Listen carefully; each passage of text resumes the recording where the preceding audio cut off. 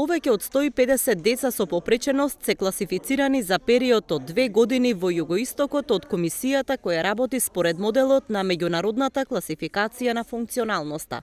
Според проценките на Здравствен дом Скопје, таа бројка ќе расте и во иднина, затоа е потребно родителите да имаат можност да ги носат своите деца на проценка во близината на местото на живење, односно комисија да има во секој плански регион. Самата бројка на лица со попреченост се зголемува, за жал, но состојбата е таа што е, ние како стручни лица, општината, треба да преземаме чекори за да го лесниме живењето, услугите што ги добиваат овие лица, така да ова е од голем бенефит за лицата со попреченост,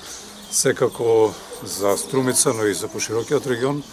инаку што се однесува на функционалната проценка и просториите во кои што стручното тело ќе работи, треба да кажеме дека до пред 2 години, значи сите деца од овој регион со попреченост се проценува во Скопје. Колкава е реалната бројка на деца со попреченост во регионот не е познато, затоа што се уште нема база на податоци во државата.